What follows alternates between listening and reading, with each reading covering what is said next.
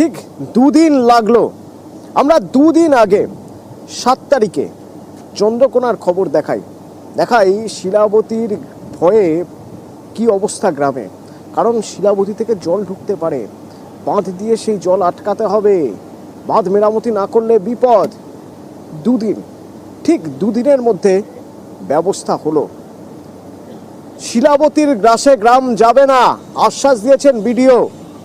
কিভাবে কি উদ্যোগ নিচ্ছেন তিনি জানবো। সুকান্ত রয়েছেন সরাসরি আমার সঙ্গে। সুকান্ত, দেখো অতনুদা, আমরা এই খবর দেখিয়েছিলাম নিউজ 18 বাংলায় যে চন্দ্রকোনার 2 নম্বর ব্লকের ভগবন্তপুর 2 গ্রাম পঞ্চায়েতের কেশাডাল এলাকা, সেই কেশাডাল এলাকায় শিলাবতী নদীর বাড় আছেন এলাকার মানুষ। শুধু ঘরবাড়ি নয়, রাস্তাও তলিয়ে যেতে পারে শিলাবতী নদীর জলের নদী গর্ভে। এবং সেই খবর দেখানোর পরেই চন্দ্রকোনা 2 বিডিওর উৎপল পাইক এবং ভগবন্তপুর 2 গ্রাম পঞ্চায়েতের প্রধান উপপ্রধানকে নিয়ে এলাকায় পৌঁছে যান, এলাকার মানুষের সাথে কথা বলেন এবং তিনি পরিষ্কার জানিয়ে দিয়েছেন খুব দ্রুত শিলাবতী নদীর ওই যে বাঁধ ধসে যাচ্ছে নদী গর্ভে, সেই বাঁধ সংস্কার করা হবে।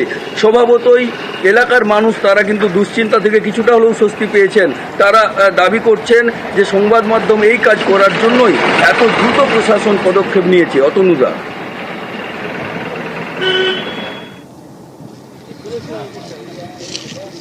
আমরা ঠিক দুদিন আগে খবর দেখিয়েছিলাম।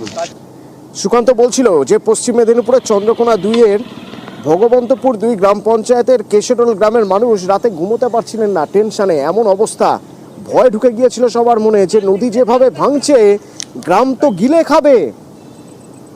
তো ঠিক দুদিনের মাথায় বিডিও আশ্বাস দিলেন যে নদী ভাঙন ঠেকাতে দ্রুত বাঁধ মেরামত করবেন।